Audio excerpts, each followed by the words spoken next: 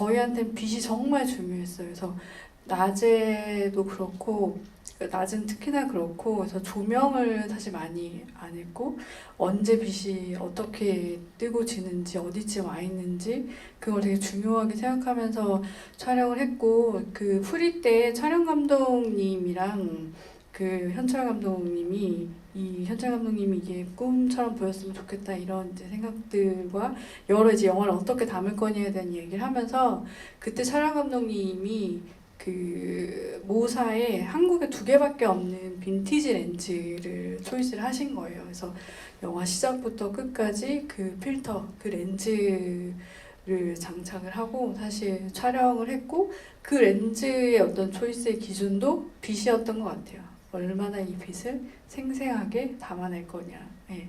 그래서 아마도 그렇게 전달이 되지 않았을까 싶어요.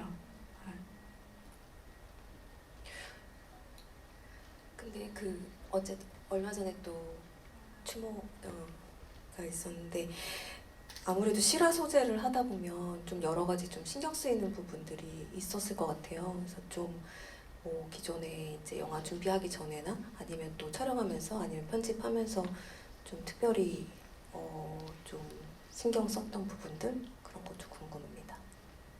일단 제가 이제 감독님하고 준비한 게 2020년, 그러니까 개봉을 2023년 10월에 했으니까 이제 꼬박 거의 3년 전에 시작을 한 건데 그때 이제 시작할 때는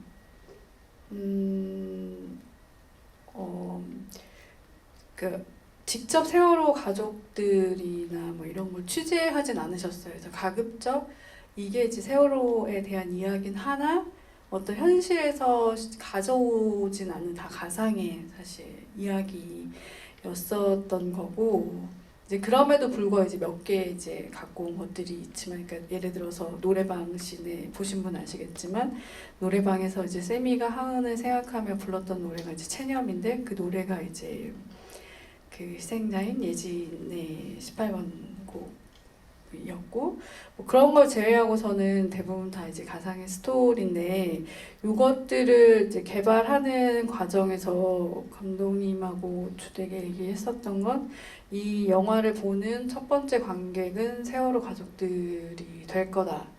그래서 저희한테 그게 약간 스탠다드 기준이 좀 됐었던 것 같아요. 그 기준으로 이분들이 봤을 때 어쨌든 이 소재가 어떤 방식으로도 이용되거나 대상화되지 않았으면 하는 마음이 제일 사실 컸었고 그 과정에서 그렇게 이제 프리를 준비하고 이제 촬영을 했는데 오히려 그러니까 감독님도 이 얘기를 인터뷰에서 얘기를 했었는데 감독님이 시나리오 썼던 초기에만 하더라도 수학여행을 가기 전날에 이야기하면 사람들이 다 이게 세월호 얘기라고 다 단박에 이해를 하는 거예요. 근데 시간이 이제 몇 년 흐르니까 저희는 나름대로 이야기 안에 그런 걸 메타포적으로 왜냐면 저희 실화를 막 갖고 오진 않으니까 물론 그 로케가 안산이긴 하지만 메타포적으로 이제 이렇게 넣었다고 생각했는데 모르는 거예요. 이게 세월호에 대한 얘기라는 걸. 그래서 나중에 그러니까 촬영도 이제 그러면서 촬영할 때나 프리할 때도 그게 진짜 고민이었고 어느 정도를 보여줘야 할 것이냐 얼마나 보여줄 것이냐 그리고 그 편집을 하면서도 그 부분이 계속 고민이 돼. 관객들이 이걸 알아챌 수 있을까? 그래서 실제 이제 우리 시은 배우가 너무 열연해준 버스 장면에서 라디오가 나오거든요. 이제 그 당시에 이제 그 수습 과정에 대한 이제 뉴스 속보 같은 게 나오는데 태풍 오고 있었고 막 이래가지고 그거는 애초에 시나리오에도 없었고 사실 촬영 때도 없었는데 후반 때 이제 들어가게 된 거예요. 그 부분이 좀 생각보다 시간이란 힘은 좀 거대하고 무섭구나를 느꼈던 것 같아요. 공교롭게 올해 세월호 10주기에 또 이렇게 후보에 오른 게 굉장히 의미가 있는 것 같습니다. 이렇게 돌아가면서 5편의 작품의 소개를 다 들어봤는데요. 여러분 아직 안 보신 분들은 정말 찾아보시죠. 금자의 보기 드문 정말 다 재미있는 정말 잘 만든 5편의 영화고요. 보통은 그 뭐 후보의 5편입니다. 이 중에 어떤 작품이 상을 받게 될지 궁금하군요. 뭐 이렇게 되지만 그게 아니고 이 5작품 중에 정말 어떤 작품이 상을 받아도 이거는 손색이 없다. 그냥 그것은 어떤 취향의 문제일 뿐이겠다 싶을 정도로 정말 너무 좋은 작품들입니다. 이런 작품을 또 소개드릴 수 있어서 정말 영광이고 기분이 좋네요. 그러면 저희 이제 한 발 조금 더 들어가서요. 올해 아까 말씀드렸다시피 올해의 주제가 위민 인 시네마라고 스크린 속에 담긴 다양한 여성들의 뭐 삶, 감정 같은 것들을 재조명해 보자는 취지예요. 아무래도 이 질문은 라미란 선배님께 드리는 게 맞을 것 같은데요. 친절한 금자씨 이래로 이 한국 영화의 여성 인물을 연기하는 해오고 계시는 이 라미란 선배님, 좀 그 자화상이 시간에 따라 좀 많이 바뀌어오고 또 최근에는 많이 달라지고 있나요? 사실 뭔가 저는 그런 얘기들을 많이 안 좋아해요. 뭐 여성 서사, 뭐 여성 뭐 영화, 뭐 이런 것들을 안 좋아해요. 그냥 인간으로서 봐주기를 바라고 그냥 다양성으로 봐주기를 맞습니다. 바라거든요. 근데 그래서 사실 뭔가 그동안 많이 그렇게 소비돼 왔죠. 그러니까 남성 중심의 이야기들이 많았고 그리고 그런 이야기들을 관객들이 좋아했던 거예요. 그러니까 계속 만들어내는 거고 그래서 어떻게 보면 여성들의 이야기들에 관심이 없었던 거죠. 근데 지금 많이 바뀌고 있죠. 분위기가 많이 바뀌고 그러니까 저 같은 사람도 주인공이라고 나와서 뭔가 이야기를 막 해대고 있는 거예요. 그러니까 정말 많이 바뀐 것 같아요. 제가 2005년도였나 그 금자씨가 그때쯤이었는데 그때 비하면 정말 많이 바뀐 것 같아요. 그래서 이게 뭔가 그냥 병풍처럼 서 있고 그냥 이야기에 있어야 되는 존재니까 있고 그냥 누군가의 엄마로 있고 누군가의 뭐 아내나 여자나 아니면 접대부나 뭐 이런 모습으로 있는 게 아니라 다양한 캐릭터들을 가지고 뭐 세기말의 사랑도 그렇고 정말 듣도 보도 못한 그런 캐릭터들을 만들어내야만 사실은 계속 발전할 수 있다고 생각을 하거든요. 그리고 거기에 관심을 가져주고 그런 영화들을 다양성이 있는 영화들을 우리가 봐줘야만 그게 계속 유지가 될 수 있는 것 같아요. 근데 지금 그래도 다 저 감독님들 저기 종사하는 분들도 정말 많아졌어요. 많아지고 그런 다양한 이야기들도 많이 생기고 그래서 정말 피부로 느낄 정도로 많아지긴 한 것 같아요. 그러면 오늘 이렇게 2작품의 이름을 올리신 또 임선혜 배우님은 한참 또 시간이 지나서 영화를 이제 시작하신 분이잖아요. 느끼시기에는 좀 어떤가요? 그 방금 라미란 선배님이 말씀하신 것처럼 이게 글쎄요, 요즘에 이제 뭐 많이 다양해지고 있는 건 저도 좀 작품들 보면서 느끼는 것 같아요. 근데 그래도 여전히 뭔가 그러니까 드라마, 이 영화든 드라마든 이 안에 나오는 인물들은 어쨌든 다 어떤 욕망을 가지고 있는 인물이고 그 욕망으로 인해 어떤 갈등이 생기기도 하고 그런 것들이 있는데 그게 뭔가 여성이 등장할 때 그 욕망을 여성의 욕망으로 시작하는 것 같은 느낌이 드는 거죠. 근데 그냥 남성의 어떤 인물 같은 경우에는 그냥 인간의 욕망으로 보는 것 같거든요. 근데 여자는 여성의 욕망으로 이게 뭔가 좀 더 제약을 해서 보기 때문에 거기에 더 많은 어떤 부수적인 가지들이 들어가는 것 같아요. 꼭 뭐 아이가 있거나 그래서 거기서 또 갈등이 발생이 되고 여자가 너무 욕망이 크면 뭐 남편이 바람을 꼭 피우고 있다든지 막 약간 이런 식의 그래서 근데 이게 그냥 그게 저는 여성의 욕망도 역시 여성으로부터 여성의 욕망이라고 한정 지어서 시작하는 데서 문제가 있는 게 아닌가? 그냥 어떤 인간의 욕망인데 그냥 그 인물이 여성인 거예요. 그래서 약간 좀 이런 것 좀 이런 식으로 생각하고 이런 것들 다루는 것들이 좀 더 많이 나와도 된다고 생각해요. 왜냐면 지금 새로운 관객층이 이러한 것들을 이제 전혀 저는 충분히 받아들이고 이상하게 생각하지 않는 관객층이 또 출몰했다고 저는 생각하고 그래서 거기에 맞춰서 그 여성의 인물들을 다루는 방식들, 그들의 욕망을 다루는 방식도 더 진보해 나가야 되는 게 아닌가 그런 생각이 들죠. 네, 맞는 말입니다. 그 디폴트 값에 포함이 될 것이냐 그냥 이런 질문이잖아요. 근데 그게 저도 소설을 읽다가 1인칭 소설을 읽으면 주로 이제 나처럼 이렇게 읽다가 어느 순간 외부인이 누구를 부르면 아 걔가 남자였구나 이렇게 되는 경우가 되게 많아요. 그러니까 기본적으로 남성의 이렇게 중심의 어떤 시선들이 있다가 최근에 그래도 여성의 시선이 그냥 인간의 시선으로 포섭시키려고 하는 움직임들이 그래도 좀 있는 것 같은데요.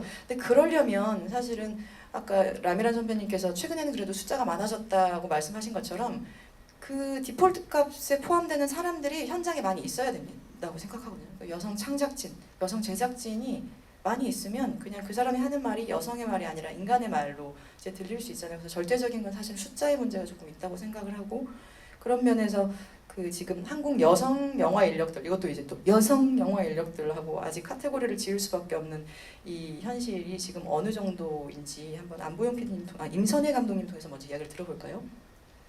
네. 저도 이제 물론 이제 감독으로 데뷔한 거는 이제 42에 이렇게 한 거지만 23살에 영화판에 들어왔거든요.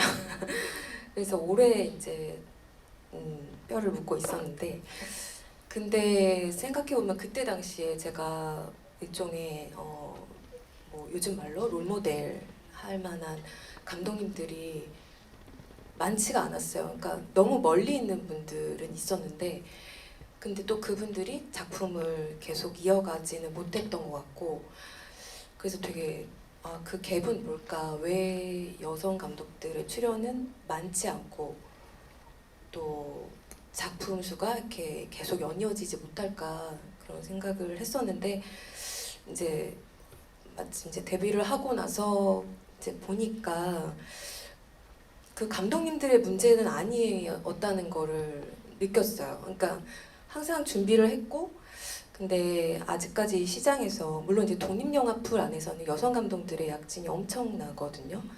그리고 뭐 솔직히 해외 뭐 아카데미 같은 경우도 여성 감독들의 약진이 되게 높은 걸로 알고 있는데 아직까지 이제 소위 상업영화 현장이나 그런 좀 대규모 자본이 들어가는 산업에서는 모르겠어요. 뭐가 불안할까요? 그리고 아까 앞서 배우님도 말씀하셨지만 이게 단순히 어떤 성별을 구분하기보다는 새로운 이야기, 뭔가 아직 늘 비슷한 소재였지만 다른 시각으로 접근한 이야기를 보려면 아무래도 그런 부분에서는 남성 감독들이 보지 못한 어떤 시각들의 어떤 시선은 분명 여성 감독들이 갖고 있다고 생각해요. 근데 그런 면에서 자꾸만 이제 남성 감독님들이 만든 영화들은 뭐 남성 서사라고 말하지 않듯이 여성 감독들이 만든 영화들은 여성 서사라는 그런 카테고리 안에서 뭔가 큰 메인 롤에서 뭔가 조금 이렇게 서브 약간 그런 식으로만 자꾸 다뤄지는 게 좀 아쉬운데 감독님들은 제 주변에도 마찬가지고 여기 계신 감독님들도 그렇지만 굉장히 자기 안에 어떤 자기만의 가지고 있는 오리지널리티를 가지고 있는 이야기들이 굉장히 많은데 또 아마 이제 배우님들도 단순히 뭐 엄마로서 뭐 누군가의 뭐 아내 이런 캐릭터가 아닌 다른 이야기를 찾고 있는데 실제로 그게 시장에 나오기까지가 너무 어려운 거는 사실인 것 같아요. 이게 그래서 사실 이 말을 어딘가에서 인터뷰를 했다가 되게 문매를 맞았었는데 이제 그 어떤 평균치를 만들려면 아직까진 그 기울어진 운동장이긴 하단 말이에요. 그 말에 굉장히 경기를 일으키시는 분들이 많아서 그 평균치를 좀 맞추려면 일단 양쪽으로 많은 이야기들이 여성 감독들이 만드는 서사들이 좀 많이 출연을 해야 선택지가 좀 많아지고 그 안에서 좀 검증을 또 할 수가 있잖아요. 아, 이런 이야기도 관객들이 많이 좋아할 수 있구나. 이런 이야기도 충분히 시장에서 먹히는구나. 그런 식의 시선들이 관객분들도 생길 것 같아서 우리 투자 제작사님들의 다양한 이야기, 단순히 여성이 아니라 다양한 서사 이야기들에 좀 관심을 가지셨으면 좋겠다. 이런 생각을 해봅니다. 네, 맞습니다. 사실은 뭐 윤리적으로 다양성 중요해. 뭐 박수가 나오네요. 박수 한번 칠까요? 네, 그 다양성의 맥락 이전에 사실은 새로운 이야기, 새로운 시선을 보는 게 좀 신선하잖아요. 그리고 새로운 거 보면 재밌잖아요. 그래서 재밌고 신선한 이야기들이 더 많이 나오면 다양성은 그냥 자연스럽게 획득이 되는 것 같거든요. 그래서 여기 혹시 투자 배급 제작을 하시는 분들이 계시거나 극장을 찾아가실 관객분들도 새로운 이야기 좀 보고 싶다라는 이런 마음을 또 품으시고 또 그런 영화들을 지지해 주시면 좋겠습니다. 이지은 감독님한테도 또 한 말씀 들어볼까요? 저는 이제 갓 한 편을 찍은 이제 감독으로서 사실 시스템에 대해서는 잘 모르지만 제가 저희 현장에서 느낀 피부로 와닿는 걸 말씀드리면 저희 같은 경우는 아마 여성과 남성의 스태프와 그 비율이 거의 반반 정도였던 것 같아요. 네, 선우 배우님도 저희 배우이시지만 근데 제가 이제 이번 계기를 통해서 한번 좀 봤거든요. 네, 제작, 연출, 의상, 분장, 음악 그러니까 굉장히 많은 배급 마케팅까지 굉장히 많은 분들과 작업을 했었는데요. 되게 하면서 되게 멋있다는 생각을 했어요. 되게 멋있게 일하시더라고요.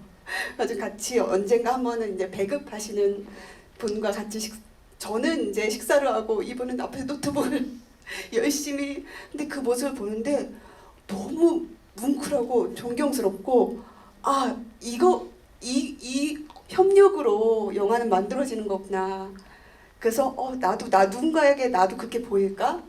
그런 영감이 저희 함께 하는 분들을 통해서 느꼈었고 또 한편으로는 저희 프로듀서 PD님이나 촬영 감독님 같은 경우는 저랑 단편 때 3편을 같이 하고 이번에 장편도 같이 하는 경우입니다. 남성 분이신데 저는 이번 하면서 사실은 공조가 되게 중요하다고 느꼈어요. 서로가 뭐 성별은 좀 다르지만 하나의 창작품을 향해서 같이 도전하는 건 사실 똑같거든요. 그러니까 서로 그런 작업을 통해서 이거는 사실 성별의 문제라기보다는 같이 공조하는 느낌을 하면 좋지 않을까라는 생각도 들었었습니다. 앞으로 사실 저희가 나아가야 될 방향이 이런 방향이고 아까 라미란 선배님부터 뭐 여성 영화 이렇게 오히려 보는 것이 여성 영화 예를 들면 뭐 장애 예술 또 퀴어 서사 또 청년 예술가 이런 식으로 흔히 소수자들을 이렇게 카테고리화해서 호명을 많이 하잖아요. 근데 이게 갖는 이걸 주류 사회에 이렇게 드러내서 보여주는 긍정적인 효과가 있음과 동시에 또 계속해서 그들을 주변화시키는 또 역효과가 있는 것 같은 거예요. 하지만 어떤 시점까지는 사실은 이런 어떤 호명이 힘을 발휘할 때가 있다고 생각하고 예를 들면 중요한 건 다만 그게 유행처럼 막 흘려서 지지부진하게 자꾸 언급되면서 자꾸 여성서사 하지 마 이렇게 되지 않고 중요한 자리에서 아주 중요한 순간에 영향력 있게 소모되지 않는 방식으로 잘 호명되는 게 굉장히 중요하다고 생각합니다. 그래서 저는 사실은 백상예술대상 구찌 임팩트 어워드에서 위민 인 시네마라는 주제를 해줘서 좋았어요. 이유는 뭐 백상예술대상이 뭐 제 생각일 수도 있지만 대중들에게 인지도와 신뢰도가 있고 그다음에 구찌 임팩트 어워드라는 말 자체가 얼마나 주목도와 권위가 있습니까? 그리고 하필이면 이 5편의 작품이 사실 너무 잘 만든 거예요. 그래서 어디 내놔도 부끄럽지 않은 작품이 위민인 시네마라는 주제로 이렇게 선보일 수 있어서 이 주제가 다른 해가 아니고 올 해라서 너무 다행이다 이런 생각이 들었거든요. 그래서 올해 이제 5월 7일에 아마 백상예술대상이 열리고 백상예술대상 임팩트 어워드 이제 시상이 있을 텐데 그 자리에서 되게 이 위민인 시네마라는 이 호명이 굉장히 강력하게 또 우리 문화예술계 사회적으로도 좀 시그널을 발신할 수 있었으면 정말 좋겠습니다. 뭐 당사자들은 좀 피로도가 있을 수 있지만요 힘을 내서 더 이야기를 해봅시다. 하지만 지금은 잠깐 분위기를 좀 가볍게 하기 위해서 해외에서 만들어진 소위 여성 영화라고 부를 수 있는 어떤 여성들의 주체적인 어떤 시선과 감정들을 담은 다양한 삶을 담은 영화 추천하실 만한 게 혹시 있을까요? 대본에 하워즈 엔드라고 써 있네요. 보셨나요? 네, 저는 근데 제가 이 영화를 아직 못 봐가지고 그러면 땡! 너무 죄송한 마음에 근데 하워즈 엔드를 추천드립니다. 추천드리고요. 저는 제가 본 영화는 어떤 여성 영화라고 할 수는 없지만 제가 좋아하는 영화는 쉐이프 오브 워터라고 사랑의 모양이라는 영화 맞습니다. 같은 영화를 저는 굉장히 좋아해요. 그런 의미에서 세기말의 사랑같이 그런 이상한 사랑 영화를 굉장히 좋아하거든요. 그러니까 굉장히 남이 보기에는 좀 이상한 사람들 같고 뭔가 주류에서 벗어난 사람들 같고 근데 그 사람들이 엄청 따뜻한 마음을 갖고 있는 어떤 그 인간 본연의 따뜻한 마음을 가지고 있는 사람들끼리의 사랑 얘기를 엄청 좋아하는데 그 영화를 그래서 엄청 좋아해요. 그래서 그걸 뭐 여성 영화라고 볼 수는 없지만 여성이 주인공인 영화고 소위 말하는 어떤 우리가 전통적으로 보는 어떤 아름다운 미인 여성은 아니지만 너무 아름답게 나오거든요. 그런 거에 있어서 뭔가 저도 그런 걸 꼭 해보고 싶은 마음에 그 영화 여기 엄청 누군가 듣고 좋아합니다. 계시죠? 네. 감독님. 여성 영화 이런 걸로 네네. 이렇게 여성 영화, 남성 영화 이렇게 구분짓지 말고 그냥 MBTI로 그래요. 네, T의 영화, 뭐 아, T의 너무 영화, 괜찮다. F의 영화, 뭐 너무 ENFP입니다. 네. 감사합니다. 맞아요. 사실은 우리 감각보다 담론이 뒤따라오기 때문에 저희는 늘 뒤처진 어떤 담론을 하고 있는 것 같은 감각을 들지만 또 세상은 한꺼번에 바뀌지 않으니까 이 말의 여운도 계속해서 힘이 있을 거라고 저는 생각합니다. 또 추천해 주실 만한 영화 있을까요?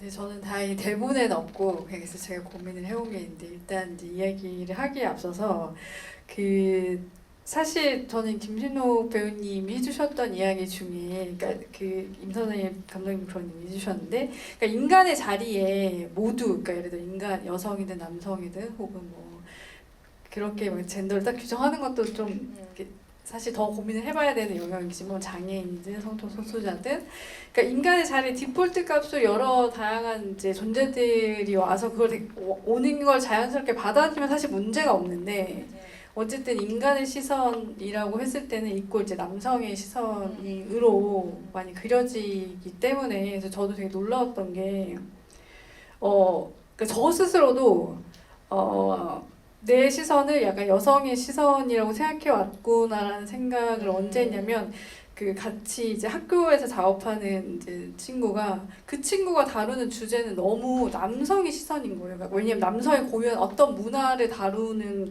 프로젝트였거든요. 근데 그거에 대한 약간 기획 의도 같이 디렉터스 그 노트에 이거는 되게 독특한 남성의 어떤 문화의 경향성을 보여주는 프로젝트인데 남성은이라고 주제를 하는 게 아니라 인간은이라고 하는 거예요. 그래서 이게 너무 자연스럽구나 그런 생각이 이제 들고 결국은 그 위치에 그 디폴트 값을 무엇으로 두느냐 어디까지 두느냐가 이제 문제인 건데 저는 그런 측면에서 여성이 많이 나오고 여성이 제작하고 여성이 감독하고 이런 영화들이 어쨌든 그리고 장애인이 주인공이고 성적 소수자가 주인공이고 이런 것들이 이제 나와야 그래서 카테고리화 하는 한계가 있지만 카테고리화 그러니까 그렇게 명명되는 게 좀 필요하다는 생각도 사실 들기는 좀 하는 것 같아요.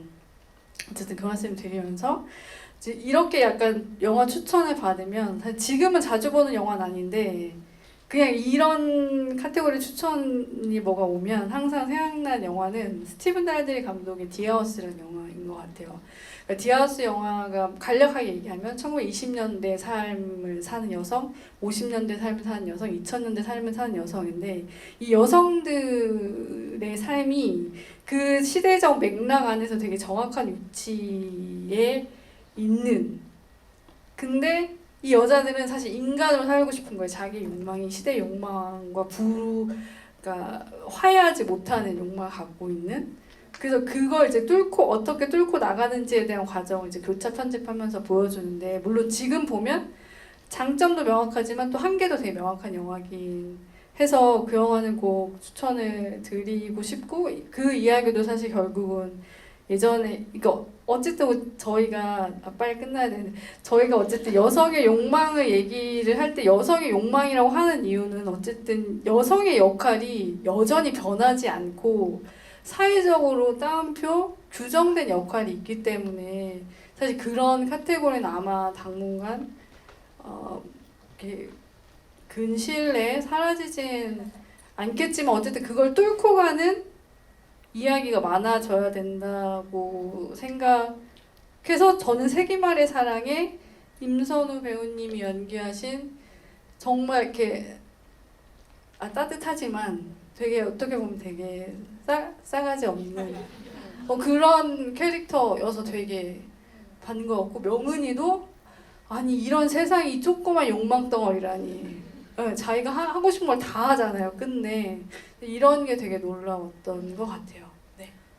되게 그 정확한 말씀 해주신 것 같은데요. 사실 이런 카테고리나 따옴표가 금방 사라지지 않을 겁니다. 이거는 정말 현지가 개벽을 해가지고 되게 이렇게 시간이 흘러서 정말 이게 그냥 저희가 따옴표를 벗어나면 또 다른 소수자가 따옴표를 얻겠죠. 이제 장애 영화 뭐 이렇게.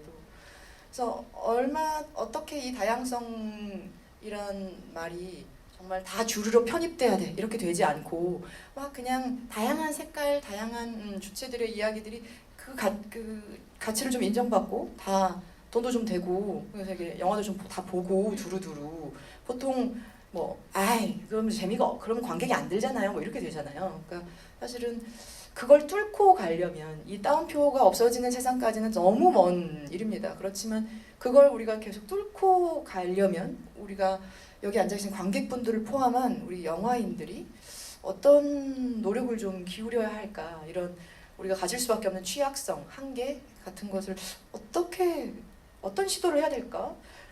너무 먼 미래를 보지 않고 지금 당장 할 수 있는 일이 뭘까? 뭐 이런 질문을 한번 던져볼게요. 라미란 선배님? 그러면 라미란 배우님이 대답을 해주셔야 돼요. 근데 이제 얘기를 들으면서 그러니까 사실 그런 카테고리가는 저는 없어지지 않을 거라고 생각을 하고요.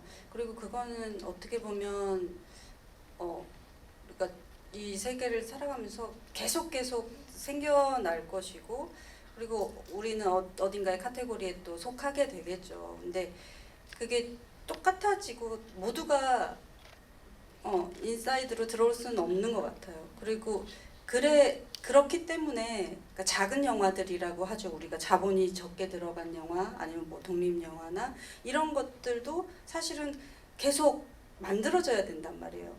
그러면 그걸 소비하는 사람이 있어야 되고 이걸 봐주는 사람이 있어야 되는데 근데 큰 카테고리만 계속 본다면 그냥 없어지겠죠. 그런 카테고리들은 없어지고 또 다른 이름으로 나오겠죠. 그런 카테고리들이. 근데 저는 그런 것들도 있어야 된다고 봐요. 그리고 계속 작은 영화들도 계속 만들 수 있는 기반만 있었으면 좋겠어요. 그러니까 그거는 어쩔 수 없는 거잖아요. 나도 당장 쇼폼을 보고 앉아 있는데 뭐 몇 시간짜리 뭐 영화를 이게 재밌고 흥미가 없으면 그냥 외면하는 게 사람이잖아요. 그러니까 근데 어찌 됐건 이런 이야기들을 생각해내고 이런 이야기들 만들어내고 그렇게 하는 과정들을 좀 그래도 꾸준히 할 수 있는 그런 기반은 있었으면 좋겠다. 그러니까 다양성이 사랑받는. 그러니까 그 카테고리를 없애는 게 아니라 그 카테고리를 더 쪼개고 더 많이 만들어서 그 다양한 입맛들을 다 맞춰보자는 거죠. 네. 그 다양성을 사랑한다는 말이 굉장히 좋네요. 그 SNL 같은 거 뭐 농담 반 진담 반으로 제육에 무조건 제육에 김치찌개 막 이렇게 되는데 계란말이 해야죠. 계란말이 먹는. 근데 다양한 걸 사실 맛볼 수 있고 다양한 것들을 다 좋아하면 참 좋겠네요. 네, 맞습니다. 또 혹시 다른 분들 우리가 어떤 이런 여성 영화, 여성 서사, 여성 감동 영화 이런 방식의 호명에 대한 취약성 그 한계를 조금 뚫고 말씀하신 대로 뚫고 나가는 지금에 할 수 있는 어떤 노력이나 힘들이 뭐가 있을까요? 이런 카테고리를 안 주면 되지 않을까요? 그냥 영화 비닐하우스 감독 이 소리 뭐 이렇게 그냥 가면 되죠. 저는 약간 이런 생각이 있어요. 타이밍이 있는 것 같거든요. 예를 들면 2022년에 그러니까 지금부터 2년 전이거든요. 그러니까 베니스 비엔날레에서 그 비엔날레 전체 전시 제목이 꿈의 우유였거든요. 영국의 초현실주의 여성 작가의 작품 제목을 그대로 따온 거래요. 근데 그 역사적으로 미술사적으로 이유는 모르겠지만 초현실주의 화가들의 계보가 99.9%가 남성이래요. 그래서 그것에 대한 반기로서 그 여성 작가 작품을 이제 메인 전시로 하고 그 참여 작가가 58개국에서 228명이 참여를 했는데 90%가 여성 작가인 거예요. 얼마나 문매를 맞았겠습니까? 그래서 그 이탈리아 출신의 전시 감독, 총 감독하고 이제 토론 자리에서 어떻게 이렇게 할 수가 있냐, 얼마나 정치적이며 예술이 뭐하면 막 이렇게 된 거예요. 그랬더니 그 감독이 127년의 비엔날레 역사상 여성 작가의 비율은 평균 10%였고 그리고 근래에 30%에 이른 적이 있다. 그래서 올 한 해 내가 90%의 여성 작가를 고용한 것이 뭐가 문제냐. 그러니까 그 수치를 들으니까 약간 이렇게 되고 플러스 그 전시에는 너무 많은 여성 작가가 있기 때문에 누가 보면 이게 남성 작가 작품이네라고 이제 지칭을 하는 거죠. 다 여성 작가 작품이니까. 그러니까 사실은 그 전시 감독은 굉장히 극단적이고 엣지 있는 자기의 어떤 전시 퍼포먼스를 사실 한 거죠. 이건 어떤 사회의 충격적인 담론을 좀 불러오려고 한 것 같아요. 근데 그 해에 상을 황금사자상이 있대요. 비엔날레를 수상한 사람도 흑인 여성 작가인 거예요. 그럼 이걸 또 정치적인 맥락으로 너무 PC하다 뭐 이렇게 볼 수도 있지만 그냥 그 타이밍에 2022년에 베니스 비엔날레가 한 번 사고를 친 거죠. 그러면 이제 2024년 올해는 좀 다르지 않을까? 그리고 누가 이미 저렇게 한 번 했기 때문에 또 하기는 좀 그래. 그러니까 이제 또 다른 방식을 모색하겠잖아요. 그래서 저는 이제 우리 사회에서 이게 그냥 아무리 그냥 이걸 영화로 불러줘라고 하지만 만약에 영화인들의 숫자가 그 여성 영화인들 숫자가 뭐 늘어나지 않고 여성 영화는 계속 장사가 안 된다는 이유로 극장에 걸리지를 못하고 뭐 이런 때에는 그 전시 감독의 그런 어떤 퍼포먼스도 참 멋있다. 그래서 저는 이게 그렇게 극단적이지는 않지만 구찌 임팩트 어워드에서 저도 위민 인 시네마라는 게 사실 일하는 저희 입장에서는 약간의 피로도와 약간의 약간 이 담론이 지금 엣지가 있어? 뭐 이런 느낌을 가질 수 있지만 사실 사회적으로는 여전히 의미가 있고 어쩌면 지금이 그 타이밍 아닐까? 뭐 이런 생각이 좀 들었어요. 저희도 뒤섞여서 그냥 영화인으로서 소개되는 그날에 또 함께 선배님 뵀으면 좋겠습니다. 오래 살아야죠. 오래 살. 네.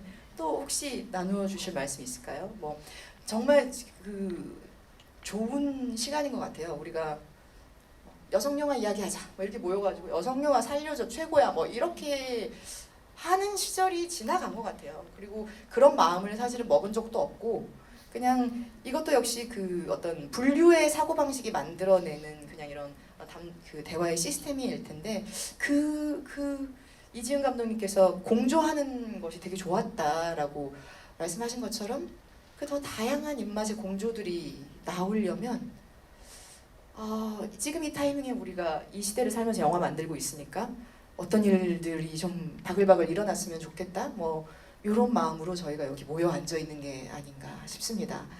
네. 혹시 또 제가 얼마 전에 김신욱 배우님 말씀하신 거 듣다 보니까 제가 몇 년 전에 그 위민인 할리우드라는 다큐멘터리를 봤어요.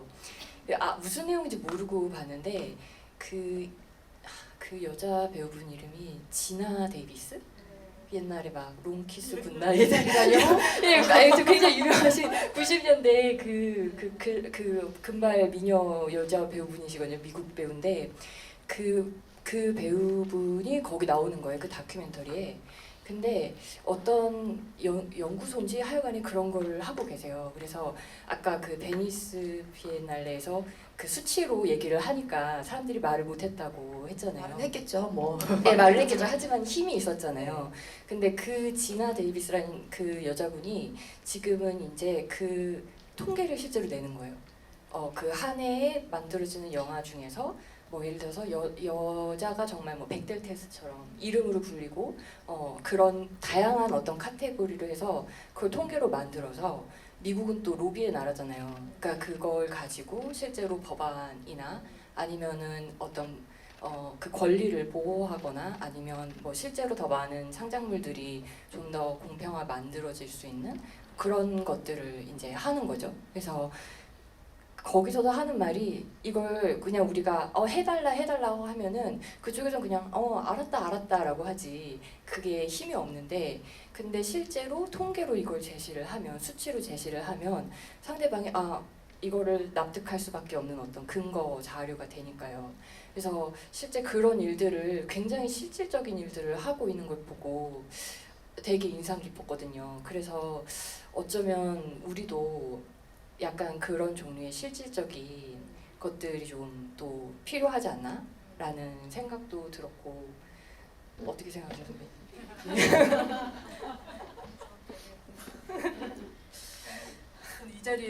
이 자리에 함께하고 계신 남성분들이 이 얘기가 얼마나 불편하실까 하는 생각도 들어요. 네, 그러니까 불편하지 않으셨으면 좋겠고 결국 저희는 이런 격변의 시기를 살고 있는데 결국은 이게 함께 불편하지 않은 얘기가 되는 시기가 왔으면 좋겠어요. 그래서 저는 언젠가부터 믿을 수 없을 만큼 중년 여성으로 불리고 있는데 믿기지가 않거든요. 중년 여성이라니 누구를 얘기하는 거야? 중년 배우라니? 내가 일어날 뻔. 저도 그렇게 불려가지고. 저는 중년 배우란 말이 아직도 너무 낯선데 그게 이제 중간 세대라는 생각이 들면서 저는 미투를 겪고 이런 일을 겪으면서도 항상 그 중간에 있었어요. 그런 남성들을 사이에 살면서 뭔가 이상하고 화가 났지만 괜찮을 때도 있었고 제가 방조했을 때도 있었고 그런 후배들을 제가 다독여주지 못했을 때도 있었고 저는 힘 있는 여성이었기 때문에 오빠 좀 그러지 마! 제발하고 싶어! 이러면서 나는 괜찮았었고 후배들을 감싸주지 못했을 때가 있었거든요. 그리고 여성의 입장에서도 우리 엄마가 너무 답답하고 화가 났지만 이해가 되는 부분이 있었거든요. 그들을 사랑하고 그런 중간자의 입장으로 저는 항상 있었어요. 그래서 저는 중간자정으로 어느 한편으로 치우친 얘기가 불편해요. 너무 그렇게 얘기하지 마세요. 누군가가 불편해해요. 그래서 이 얘기가 정말 필요한 얘기고 하지만 앞으로 나아갈 방향이 서로가 서로 그 얘기를 듣고 싶지도 않아가 아니라 같이 얘기해 볼 수 있고 나도 불편했었던 얘기를 네 얘기를 좀 못 들어줘서 미안해. 그래서 함께 가는 방향이 좀 됐으면 좋겠는 거예요. 그래서 저도 분명히 반성이 되고 왜냐하면 어떤 같은 대사를 마주해도 저보다 성인지 감수성이나 이런 분들이 예민한 분들은 이 대사가 너무 걸려요 이래요. 이 대사는 정말 있을 수가 없는 대사예요. 이렇게 얘기를 한다고요. 지금 현실에서 보면 저한테는 좀 당연한 얘기였는데 그런 것들이 걸려요. 그러면 저는 이미 그런 세대들에게는 너무 무딘 사람이고 또 어떤 세대들에게는 이런 게 뭐가 예술적으로 봤을 때 뭐가 걸리냐 하는 중간 지점에 있는 입장으로서 뭔가 이 두 세대들을 함께 어깨를 걸고 같이 가고 싶은 어떤 마음이 좀 있습니다.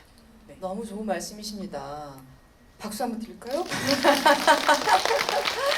네, 여기 앉아 있는 사람들 안에서도 얼마나 다양한 의견과 지금 그 입장이 다 다르고 아마 객석에 계신 분들도 정말 입장이 다 다르고 그럴 거예요. 그러니까 참 이거야말로 다양성이 아닌가. 그리고 이런 대화가 이렇게 정말 딱 편가르기 하듯이 이렇게 일어나지 않고 이런 말들이 지금 막 나오고 있는 게 저는 너무 좋고요. 정말 언젠가는 뭐라고 해야 될까요? 뭐 인시네마, 뭐 다른 어떤 것이 될 수 있는 굳이 이런 굳이 임팩트 어워드요? 이렇게 될 수 있는 그 날을 위해서 우리가 함께 공조하는 마음으로 대화 나누고 또 극장 가고 또 이런 새로운 이야기들, 신선한 이야기들 찾아볼 수 있고 이러면 좋겠습니다. 너무 좋은 자리네요. 또 네, 이지은 감독님. 제가 조금 저희 영화가 베를린에서 첫 상영을 했었어요. 근데 그때 제가 좀 인상 깊은 말을 들었었거든요. 영화 그 관계자분께서 이 영화를 소개를 해주시는데 그 한마디가 되게 임팩트가 있었습니다. 이 영화의 주인공은 스윗한데 스트롱해. 저는 그 말 한마디가 이 영화의 심장을 보셨다고 생각을 했어요. 제가 이 영화를 준비하면서 가장 스태프분들에게 제일 많이 했던 말이 저는 이 12살의 이 주인공을 아이라는 프레임을 버리고 한 여자로 그리고 싶고, 아니 그보다 더 넓은 개념의 인간으로 그리고 싶다. 복잡한 내면을 가진 인간으로 그리고 싶다라는 생각을 했었거든요. 그래서 이거를 후반 저 과정에서 이걸 지켜가는 것이 굉장히 고군분투했어요. 이 명은이가 하는 행동들에 대해서 너무 영악하지 않냐? 좀 귀여운 음악 좀 깔아야 되지 않아? 이거 관객들이 불쾌할 수도 있어. 그럴 때마다 내가 보여주고 싶은 인간은 누구인가? 나는 정말 민낯의 인간을 보여주고 싶은데 라는 생각이었거든요. 그래서 지금도 이제 캐릭터라든가 인물을 생각할 때 제가 좀 기준점을 두게 되는 건 주체적인 여성이라는 말을 저희가 굉장히 많이 사용하잖아요. 근데 사실 저는 주체적인 여성을 그리는 것보다는 실제 살아가면서 주체적으로 살지 못하는 여성도 있잖아요. 환경 때문에요. 정말 이 좁은 공간에서 있는 여성을 그리더라도 살아 숨쉬는 인간을 그리자. 그러면 그것이 연령이나 뭐 인종을 떠나서 공감을 얻을 수 있지 않을까? 라는 생각이 해외 관객분들 만나고 한국 관객들을 만나면서도 좀 느꼈던. 예. 네, 맞습니다. 뭐 10대 여자 초등학생의 욕망 이런 게 아니고 그냥 살아 숨쉬는 인간을 그리자라는, 정말 우리가 또 극장에 살아 숨쉬는 인간을 보러 가는 거잖아요. 재밌는 시간 되고 계시죠?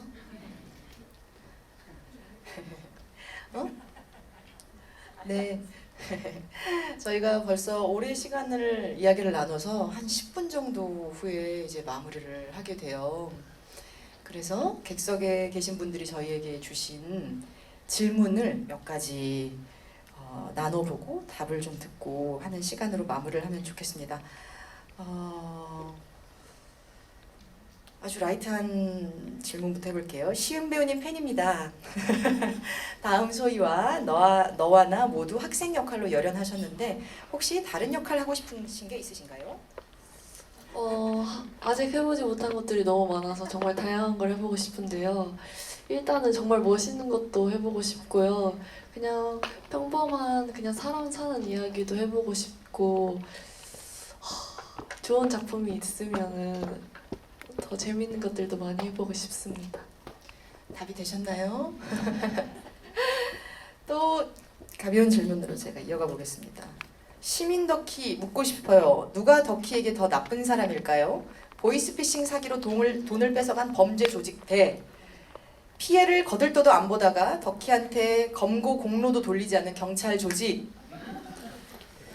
그놈이 그놈이다. 네, 물론 범죄 나쁘고요. 그리고 또 그것을 뭐 신경 써주지 않는 뭐 경찰이나 뭐 사회도 나쁘지만, 그래도 일단은 그 범죄를 야기시킨 그 장본인들이 가장 나쁘지 않을까. 네, 그러지 마요. 인생 잘 살아야 돼요. 비닐하우스. 좋은 영화 감사합니다. 방화를 저지르면 시체가 발견되어 더 불리해지지 않나요?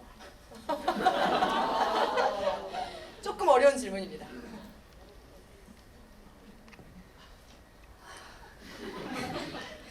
사실은 그 현장에서는 김서영 배우님한테 디렉팅을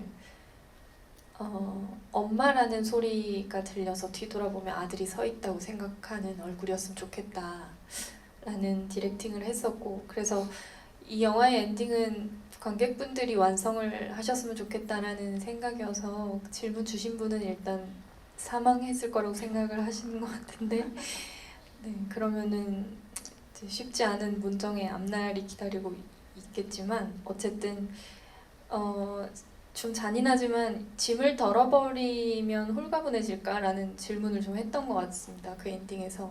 그래서 사실은 그 양육자로서 아이들에 대한 책임감, 그리고 이 문정이라는 여자를 짓누르고 있는 것들이 무엇일까라는 생각도 했었고, 네, 그렇습니다. 질문 감사합니다.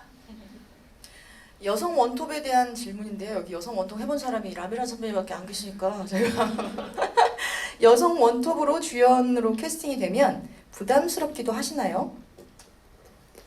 뭐 여성 원톱으로서가 아니라 그냥 원톱 자체가 부담스럽고요. 이렇게 뭔가 같이 함께 해줄 동료들이 많으면 많을수록 더 든든해지는 것 같아요. 근데 이게 무언가 제가 혼자 하는 씬이 많고 내가 뭔가 이야기를 이끌어가야 된다라는 그런 것들이 좀 짓눌러 오면 좀 힘들긴 한데요. 그럴 때는 이제 감독님과 또 같이 하는 스태프들하고 같이 풀어 나가면 되니까 네, 뭐 괜찮습니다. 여기 질문도 밥값이 줄어요. 이렇게 배우들이 옆에서 볼 때는 현장에서 하나도 부담감을 안 느끼려는 사람 같았어요. 그랬는데 제가 언제 느꼈냐면 제일 처음 그냥 그 배우들끼리 찍어놓은 걸 우리끼리 한번 시사를 한 적이 있었어요. 그날 지금까지 먹은 술을 그날 제일 많이 먹었던 것 같아요. 언니가. 그래서 부담이 언니가 있으셨나요? 엄청난 부담감을 갖고 있구나. 저는 그때 네. 기분이 너무 좋아서 아 그랬구나. 네, 여러 가지 생각이 들게 하는 질문과 답변인 것 같은데요. 또 이게 위민인 시네마다 보니까 또 여성 원톱이라고 또 부르는 거구나. 또 이런 생각도 들고, 또 근데 또 현장에서는 여성 원톱일 때 제작이 잘 안 들어가 이런 말을 또 듣기도 하고 그런 부담이 또 있고. 되게 많죠. 근데 그러니까요. 요즘에는 워낙 제작 여건 자체가 모두 다 힘든 것 같아요. 아 이제 그래서 그거 다 힘드니까. 네, 뭐 뜻밖의 여성 영화나 평등이. 뭐 이런 것이 아니라 사실은 이게 여성이고 남성이어서가 아니라 이 이야기가 얼마나 정말 임팩트가 있느냐, 얼마나 흥미롭고 관객들을 정말 끌어당길 수 있겠는 상업 영화라면 내가 많은 표를 팔 수 있겠느냐 그런 게 기준이 되지 않을까요? 그러니까 그런 이야기들이 사실 많이 없어지고 좀 고갈된 것 같기도 하고 그래서 제작이 많이 힘들어지는 것 같기는 해요. 그렇군요. 뜻밖의 평등이 지금 와가지고 다 힘들다 지금 이렇게 다 힘들어요 지금. 여성 원톱 힘든 게 아니라 다 힘들다 이런 이야기가 오고 있습니다. 이제 거의 시간이 다 됐어요. 곧 맞춰볼까 하는데요. 돌아가면서 혹시 다 말씀하시지 않으셔도 좋고 오늘 대화에 대해서 조금 뭐 소감 같은 거 한마디씩 들어볼까요? 다 말씀하실까요? 여면아 선배님. 저는 이제 이 영화를 사실은 개봉할 때 놓친 영화들도 있고 그래서 이번에 다시 봤는데 이 좋은 영화, 이 좋은 연기를 10,000명밖에 못 보셨다고? 12,000만 명밖에 못 봤다고? 내가 잘못 봤지 12만 명이지 이렇게 다시 보고 너무 안타까웠어요. 그래서 아까도 말씀하셨지만 이번 기회로 뭔가 다른 분들이 기사를 통해서라도 이거 백상에 오른 후보작 이거 한번 다시 볼까? 이래서 더 많은 분들이 보셨으면 하는 어떤 바람이 생겼어요. 그리고 오늘 뜻깊은 대화 너무 좋았습니다. 고맙습니다. 고맙습니다. 먼저 이런 자리를 마련해 주신 구찌에 감사드리고요. 네, 구찌에 감사드리고 정말 앞으로 이런 관심들 그리고 이런 이벤트들이 계속 생겨서 관객들을 만날 수 있고 더 저희의 뭐 영화 이야기들을 할 수 있는 그런 시간들이 많아진다면 그리고 이런 거 뭐 짤막한 영상도 올라가고 할 거잖아요. 그래서 그래도 한 번이라도 더 찾아볼 수 있다면 그게 또 우리가 얻을 성과가 아닌가 그런 생각을 합니다. 귀한 시간 내주셔서 감사합니다. 사실 이렇게 일하면서 이렇게 만날 기회가 별로 없는데 오늘 저는 이제 선배 배우님들 여메란 배우님, 라미란 선배님 그리고 김시은 배우님 이렇게 함께 자리에서 같이 이야기를 나눌 수 있는 게 저한테는 큰 힘이 됐던 것 같아요. 그리고 이런 기회를 마련해 주신 주최 측에도 진심으로 감사드립니다.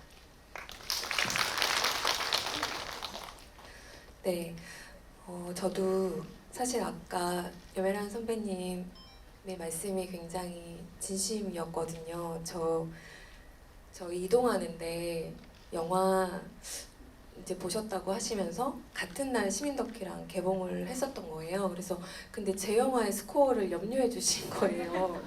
그래서 사실 너무 감동했었거든요. 그리고 저도 오늘 이 자리에 오기 전에 그 미처 못 봤던 영화 다 보고 왔거든요. 그래서 왜 같은 후보에 올랐는지 또 알게 됐고 확실히 보기 전과 이제 보고 났을 때 그러니까 이런 영화들이 발견된다라는 느낌이 들었어요. 그러니까 그냥 포스터만 보고 혹은 신혼만 보고 이렇게 선입견이 있을 수 있잖아요. 그래서 저는 그 관객분들 뭐 많이 보셨겠지만 앞으로 다양한 영화들 좀 발견해 주셨으면 좋겠고, 저도 오늘 이렇게 배우님들 또 동료 감독님들 그리고 저희 오늘 제가 초대한 우리 스태프분들도 계시거든요. 그래서 영화 때문에 또 이렇게 또 오늘 굿즈 임팩트 어워드로 초대해 주셔서 오랜만에 또 선우 씨도 뵙게 돼서 너무 즐거운 시간이었습니다. 감사합니다. 저도 오늘 옆에서 하시는 말씀이 정말 메마른 땅에 물이 흡수되는 것처럼 쫙쫙 다 흡수가 되는 거예요. 한 말씀 한 말씀 너무 공감이 되고 아 그렇구나라는 마음이 들어서요. 그런 시간이 제가 처음이거든요. 늘 저 비밀의 언덕에서 이제 이야기를 항상 나누다가 이렇게 그 포스터에 있는 그분들이 이야기하는 것처럼 이렇게 다 말이 합쳐지니까 굉장히 신기한 경험이었고, 예, 관객분들과 이렇게 만나게 해주신 그 주최 측에도 주최 측 감사합니다. 감사드립니다. 저도 그 오늘 시간 내주신 관객분들한테 감사 인사드리고 싶고, 저는 사실 그 성별 때문에 현장에서 힘들거나 이런 것들을 겪은 경험이 사실 없습니다. 그래서 생각을 해보니까 여기 계신 선배 감독님들, 선배 배우님들이 되게 잘 만들어주신 환경 때문에 제가 되게 운이 좋게 딱 그 시기에 들어와서 영화를 만들 수 있었구나라는 생각이 들어서 되게 감사한 마음이 들었고, 저도 너무 좋은 작품들 만들어주신 감독님들, 배우분들이랑 같이 자리하게 돼서 너무 기쁩니다. 감사합니다.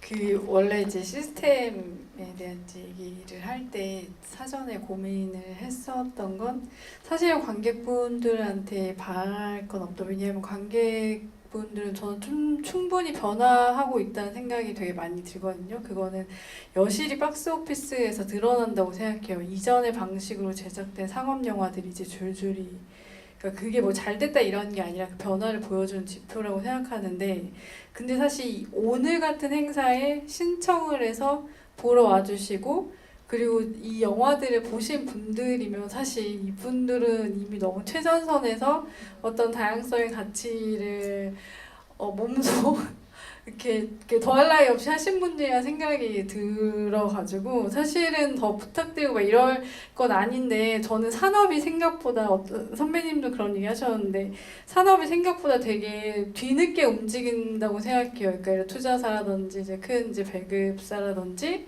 그래서 이미 실패의 어떤 데이터들은 나왔는데 어떤 관성이랄지 혹은 불안이나 공포랄지 이런 것들로 인해서 이전과 같은 방식으로 좀 진행되고 있는 게 아닌가. 근데 사실 그 산업을 사실 제어할 수 있는 건 저는 관객분들밖에 사실 없다고 생각하거든요. 그러니까 저희는 이제 저희 포지션에서 당연히 이제 열심히 또 다음에도 이런 영화를 이제 제작하고 뭐 다양한 영화를 제작하고 연기하고 하겠지만, 그래서 정말 송구하게도 다시 한번 관객분들한테 이제까지 그를 와 주셨던 것처럼 다양한 사람들의 이제 이야기, 영화들에 대한 애정을 멈추지 말아 주셨으면 좋겠다. 다시 여러분이 계셔야 저희도 이제 그 다음 영화를 위한 또 힘을 낼 수 있는 거니까, 그런 의미에서 이 자리 끝까지 함께 해주셔서 진심으로 감사드린다고 말씀드리고 싶어요. 감사합니다. 저는 오늘 이렇게 선배님들과 또 감독님들과 좋은 대화 나눌 수 있어서 너무 감사했고요. 이 자리에 함께 해주셔서 너무 감사합니다. 주말 마무리 잘 하시고요. 조심히 들어가세요. 감사합니다. 네. 제가 어떤 책에서 더듬거리면서 자기 내면의 나침반을 따라가는 게 진정성이다 뭐 이런 글을 읽은 적이 있는데요. 우리 모두 다 더듬거리면서 그냥 자기 믿는 대로, 지금 다 자기의 어떤 믿음과 자기 취향과 다 다르잖아요. 조금씩 그냥 더듬거리면서 자기 정답을 찾아가다 보면 뭐 이런 세상을 우리가 꿈꿉니다 말했지만 사실 그런 세상도 너무 뜻밖의 세상일 것 같아요. 우리가 막 카테고리 없어진 세상, 뭐 여성, 뭐 그냥 인간이라고 부르는 세상, 뭐 이런 게 아닐 수 있잖아요. 알 수 없는 것 같다. 정말 색이 말이다. 그래서 각자 자기만의 어떤 나침반을 따라가다가 또 어느 곳에서 만났으면 좋겠습니다. 자, 제 60회 백상예술재상 구찌 임팩트 어워드, 제가 5편의 후보작의 이름을 다시 한번 호명해 보겠습니다. 시민더키, 세기말의 사랑, 비밀의 언덕, 비닐하우스, 너와 나. 네, 5편의 작품 응원해 주시고요. 오늘 지구 행사는 여기까지입니다. 감사합니다. 제60회 백상예술대상 구찌 임팩트 어워드 게스트 비짓에 준비된 모든 프로그램이 마무리가 되었습니다. 오늘 참석해주신 모든 분들께 다시 한번 감사의 인사드립니다.